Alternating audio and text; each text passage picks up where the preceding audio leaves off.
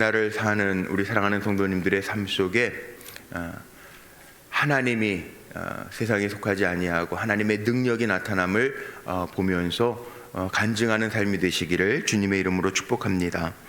오늘 말씀의 제목 29절에서 제목을 찾아봤습니다. 세상이 하나님께 속한 줄을 왕이 알지어다. 이 말씀 제목 삼아서 함께 좀 은혜를 나누려고 합니다.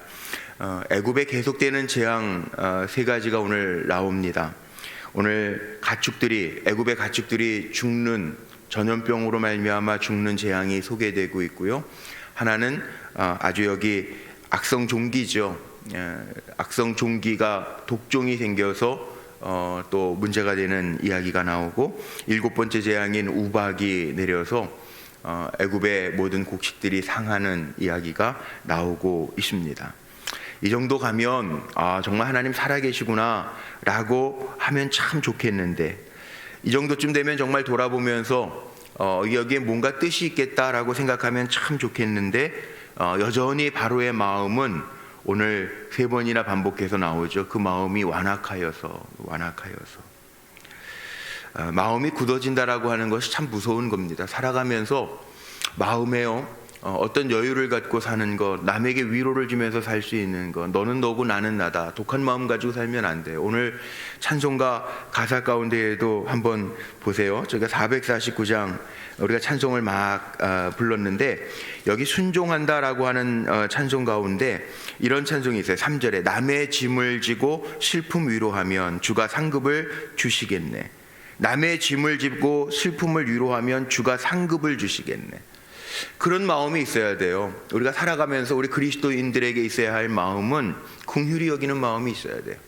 아이고 그래 당연해 쌤통이야 이런 얘기가 아니라, 우리 그리스도인들의 마음 속에는 그런 마음, 긍휼히 여기는 마음, 불쌍히 여기는 마음, 그런 마음들이 있어요. 완악해지면 안 돼요. 이 바로의 마음은 완악해.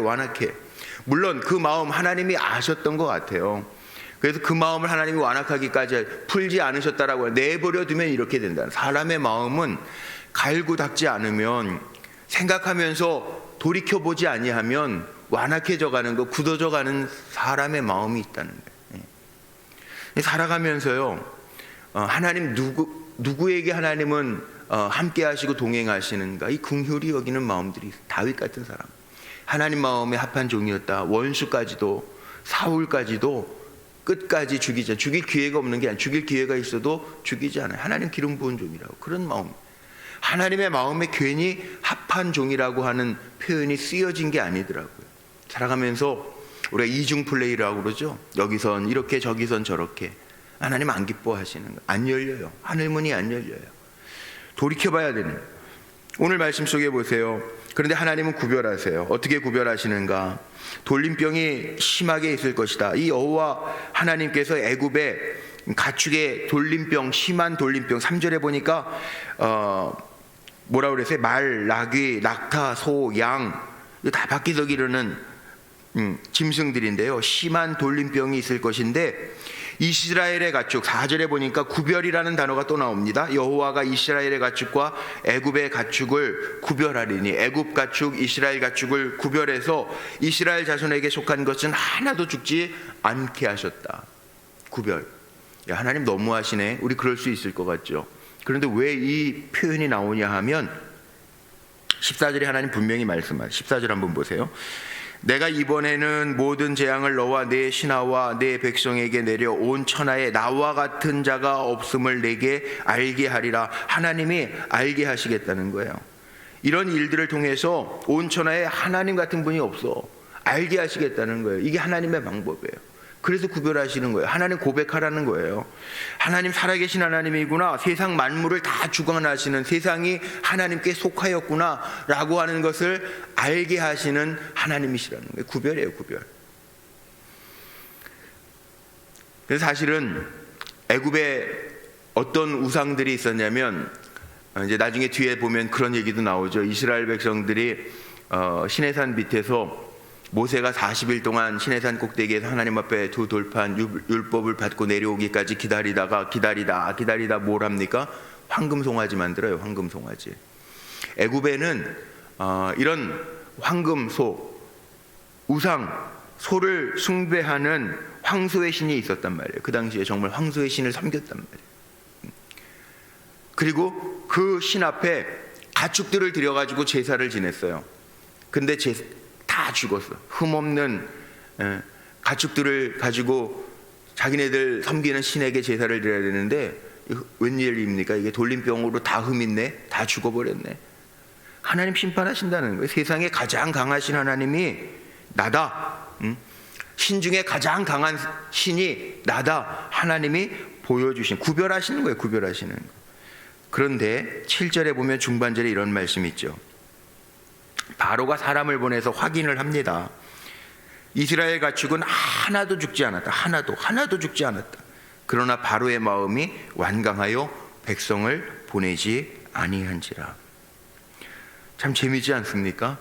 눈으로 확인했는데도 그 마음이 얼마나 완악한 마음인지 알겠죠. 보통 사람들은 확인하고 나면 마음이 무너져야 되잖아요. 아, 그렇지. 이렇게 히브리 사람들이 섬기는 하나님의 말씀이라 하고 와서 모세와 아론이 얘기하면 눈으로 벌써 지금 몇 번째를 보는 거예요. 무너질만 하잖아요. 안 무너져요. 마음이 완악하면 안 무너져요. 살아가면서도 보면 신앙생활을 하는데도 똑같은 거 경험하면서 야, 하나님 살아계시구나. 하나님 앞에 온전하게 서야지. 이렇게 살면 안 되겠구나. 회개하고 돌이키는 사람이 있어요. 근데 신앙생활을 똑같이 하고 똑같이 하나님의 역사를 봤는데도 불구하고 자기 머리로만 계산하고 걱정하고 힘들어하는 분들이 있어요. 근데 그 마음을 어떻게 할 수가 없어요. 그 마음을 어떻게 돌이킬 수가 없어요. 왜? 바로 같은 사람들의 마음도 있는데 봐도 안 무너지는데 봐도 돌이키지를 않는데 정말 이 출애굽기를 읽으면서 너무너무 답답하죠. 그런데 그게 우리의 모습이에요. 우리의 모습. 우리들도 그러잖아요. 하나님 늘 보여주셔. 늘 함께 하시는 증거들을 보여주셔. 늘 하나님 위로하세요. 그런데 또 다른 문제만 생기면 원망하고 불평하는 우리의 모습. 우리가 이스라엘 백성뿐만 아니라 이 애굽의 바로 왕과 같은 모습도 우리에게 있음을 알게 되죠. 여섯 번째 재앙은 악성 종기가 나오는데요. 11절에 보면 또 여기엔 또 재밌는 말이 나옵니다. 11절에 요술사들도 악성 종기로 말미암아 모세 앞에 서지 못하니. 요술사들도 지팡이를 던져서 뱀이 되게 하는 요술을 부렸어요. 그런데 요술사들도 악성 종기로 말미암아 모세 앞에 서지 못하니 악성 종기가 요술사들로부터 애굽 모든 사람들에게 생겼음이라 이렇게 기록하고 있죠. 그런데도 불구하고 바로는 마음을 돌이키지 않았다. 듣지 않았다. 12절에 그렇게 또 기록하고 있어요. 하나님이 왜 자꾸 재앙의 강도를 높이시느냐. 결국 10번째 재앙, 애굽의 장자들, 처음 깨다 귀하고 장자, 첫 자식 뭐 이렇게 생각하면 더 나을 것. 물론 자식들이 다 귀하죠. 그런데 첫 자식, 첫 정이라는 게 있는데 다 쓸어버릴 때 그때야 돌이키는. 여기에도 듣지 않아요. 재앙이 이렇게 점점 세지고 있는데도 듣지 않아요. 왜 재앙이 자꾸 세지느냐. 온 천하에 나 같은 이가 없음을 알게 하시겠다. 하나님 이스라엘 백성을 애굽에서 빼내시면서 나를 섬길 것이라. 하나님은 다 광고하세요. 알려주세요. 경고 사인을 주세요. 1절부터 그렇게 나왔잖아요. 애굽의 바로왕 앞에 가가지고 얘기해라. 내 백성을 보내라. 그들이 나를 섬길 것이니라. 이 말씀이 1절서부터 계속 나오잖아요. 그런데도 안 보내. 13절에 또 나오지 않습니까? 우박 재앙이 내리면서 13절 마지막에도 여호와의 말씀에 내 백성을 보내라. 그들이 나를 섬길 것이니라. 하나님 이렇게 점점 강도를 높이시면서 얘기하시는데 문제는 듣지 않아요. 어디까지 갈 거냐. 오늘 20절과 21절을 한번 보시면 여기에도 구별이 됩니다. 20절과 21절 한번 보세요. 이제 점점 강도가 세지는 가운데 20절에 보면 바로의 신하 중에 여호와의 말씀을 두려워하는 자들도 생겼어요. 그래서 듣는 거예요. 그 종들과 가축을 집으로 피하여 들였으나 21절 여호와의 말씀을 마음에 두지 아니하는 사람은 그의 종들과 가축을 들에 그대로 두었더라. 구별이 되죠. 순종하는 자, 하나님의 말씀을 들었던 자는 피하고 불순종하는 자는 재앙을 당합니다. 어느 사람이 지혜 있는 사람입니까? 말할 것도 없어요. 여기에 보면 정말 지혜로운 사람은 하나님의 말씀, 여호와의 말씀을 두려워하는 자들은 바깥에 있는 건 다 우박으로 말미암아 우박이 하늘에서 떨어지면, 그것도 여기에 보면요 무거운 우박이라고 표현이 돼 있죠. 18절에 보니까 내일 이맘때면, 이 예고도 하나님 사인을 주시는 거예요. 내일 이맘때면 미리 피할 수 있는 길을 주시는데, 시간을 주시고 돌이킬 수 있는 기회를 하나님 주시고, 그래서 사랑의 하나님이거든요. 궁휼의 하나님인데, 내일 이맘때면 내가 무거운 우박을 내리니. 무거운 우박. 작년이었나 봐요. 금년이 아니고 작년에 여름에 한번 우박이 내리는데요. 위에서 제가 창문에서 이렇게 보니까 우리 요 카페 앞에 테이블에 우박들이 막 마루 이렇게 나무로 되어 있는, 거기 그 색깔이 까만데 거기 하얗게 여름에 우박이 이만큼씩 내려가서 보니까 이만큼씩 떨어져서 다. 와, 근데 그거 튀는 게요, 땅에 떨어지면서 그 위에서부터 떨어졌으니 얼마나 세게 떨어졌겠어요. 요만한 뭐 한 1cm 정도밖에 안 되는 우박이 떨어졌는데도. 우박이요 무서워요. 무서워. 이 한여름에도 그냥 그렇게 우박이 내리니까 엄청 무섭더라고요. 차들이 상하지 않아요. 차는 다행히 쇠판이라 그 정도는 버티더라고요. 그런데 기가 막히잖아요. 기가 막히죠. 하늘에서 무거운 우박이 한번 떨어졌다고 생각을 해보세요. 다 상합니다. 밭에 있는 거 다 상합니다. 하나님이 우박재앙을 내리시는데, 그걸 듣고 두려워하는 사람은 피하는데 듣지 아니한 사람들은 그대로 두었더라. 구별하시는 거죠. 하나님 순종하는 자와 순종치 않는 자를 구별하시는 거죠.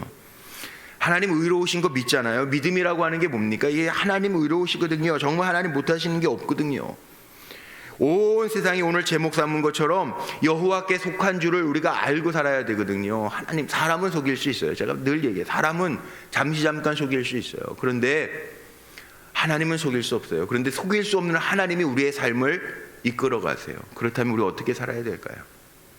이 땅에 사는 동안에도 잘 살라는 얘기예요. 구별되게 살라는 얘기예요. 그래야 하나님 능력 베풀어 주신다. 언제 능력을 베풀어 주시는가? 오늘 말씀을 통해서 깨닫게 되면 우리는 하나님 잘 섬길 때요 능력을 얻는 거예요. 나를 섬기는 백성이다, 하나님 그렇게 1절 13절에 얘기하시잖아요. 우리가 하나님 정말 잘 섬기고 그 하나님 의로우신 하나님이다, 하나님에 대한 두려움을 가지고 살 때 하나님 우리에게 능력을 입히시고, 16절에도 한번 보세요. 16절에도 보니까 내가 너를 세웠음은 나의 능력을 내게 보이고 내 이름이 온 천하에 전파되게 하려 하였습니다. 돌림병이 돌 때 하나님이 바로에게는 돌림병을 제외시키셨던 이유가 뭐냐 하면, 하나님이 그렇게 온 천하에 왕이라고 하는 것, 권세가 있잖아요. 그런데 하나님이 그것도 세웠다는, 나의 능력을 내게 보이고 내 이름이 온 천하에 전파되게 하려 함이라. 하나님 그를 통해서도 쓰시는 거예요. 그러니까 우리는요 축복의 샘플이 돼야지. 어떤 분들은 악의 샘플이 되는 분들도 있어요. 멸망의 샘플이 되는 분들도 있어요. 교회 안에 있는 게 아니라 그런 분들도 있단 말이에요. 그래서 늘 기도하는 게 그거죠. 축복의 샘플, 믿음의 본을 보이게 하여 주옵소서. 샘플이 된다는 게 얼마나 중요합니까? 그것뿐만이에요. 여기 오늘 말씀에 나와 있는 것처럼 정말 우리가 구별돼서 살아가는 거, 하나님의 지팡이, 하나님의 능력을 가지고 구별되게 살아가야 된다는 거. 26절을 보세요. 이스라엘 자손들이 있는 그곳 고센 땅에는 우박이 없었더라. 이 구별. 여기에는 없었다는 거. 자, 이 정도면 우리는 오늘 이 세 가지 재앙만 봐도, 야, 이 정도면 돌이켜야지. 답답하잖아요. 이 읽으면서도 답답해. 내일이 12월 첫날이에요. 그래서 월삭 새벽 기도회를 해야 되는데 특별하게 많이 이렇게 모일 수가 없고 성찬도 못하니까 그냥 10장을 말씀을 전할까 하다가 보니까 제가 답답해요. 왜? 내일도 말씀이 이어지는 재앙이거든. 그래서 제가 다른 본문으로 바꿨어요. 답답해요. 너무 답답해. 이 애굽의 바로 왕의 모습을 보면서도 답답해. 더 답답한 거는 34절 한번 보세요. 34절에 보니까 바로가 비와 우박과 우레소리가 그친 것을 보고 다시 범죄하여 마음을 완악하게 하니 그와 그의 신하가 꼭 같더라. 답답하죠? 다시 그치니까 다시 마음이 완악해졌는데 누구 하나라도 나으면 얼마나 좋아. 바로뿐만 아니라 그의 신하 중에 한 사람이라도 왕이시여 이러시면 안 됩니다. 이러다가 애굽 망하겠습니다. 왕이시여 돌이키소서, 이런 좀 충언을 할 수 있는 신하가 있었으면 얼마나 좋겠어요. 얼마나 답답합니까? 그와 그의 신하가 꼭 같더라. 그 밥에 그 나물이 뭐 하나 좀 깨어 있으면 새롭게 바뀌어 갈 수 있을 텐데, 누구 하나가 좀 나으면 변화될 수 있을 텐데 꼭 같아요. 꼭 같아요. 똑같은. 그러니까 문제의 가속도가 붙어서 또 다른 재앙, 8번째 재앙 또 등장을 합니다. 답답하죠. 근데 이 답답함이요, 우리의 문제. 오늘 우리가 점검해 보면서 하루를 살아야 되는데, 나에게는 정말 세상이 하나님께 속한, 오늘 제목 정한 것처럼 세상이 하나님께 속했다라고 하는 것을 내가 믿고 알고 두려운 마음으로 살고 있는가? 그 마음이 없으면 계속됩니다. 하나님의 주시는 문제들이 계속 옵니다. 근데 똑같은 문제를 당해도 하나님이 세상을 다스리고 나를 주장하고 계시는구나 깨닫고 돌이키면, 하나님의 방법은 하나님 긍휼의 하나님, 사랑의 하나님이에요. 하나님 우리 죽이려고 하신 하나님 아니에요. 잘 깨닫고 돌이켜 하나님의 뜻 가운데 서 있으면, 제가 그런 표현 많이 쓰잖아요. 원위치, 하나님이 원하시는 좌표에 머물러 있으면 하나님의 주시는 은혜가 반드시 있어요. 성경의 이야기는 그거예요. 하나님 살아계셔서 역사를 주관하신다라고 하는 것을 보여주시는, 하나님의 이름이 온 땅에 전파되도록 우리를 부르셨다라고 하는 것을 보여주시는 거예요. 그래서 하나님의 살아계심을 보여주시잖아요. 주의 이름을 전파하는 바울에게도 옥에 갇혔어도 하나님 그 생명을 보존하는, 사명이 끝나기까지 하나님이 그를 지키시잖아요. 이게 하나님의 방법이에요. 오늘도 한 날 우리가 살아갑니다. 우리는 내 마음대로 내 성격대로 사는 게 아니고요, 우리는 말씀대로 하나님의 뜻대로 사는 사람들이에요. 잘 깨닫고 하나님의 기쁨이 되어지는 우리 성도님들이 되시기를 주님의 이름으로 축복합니다. 기도하시겠습니다.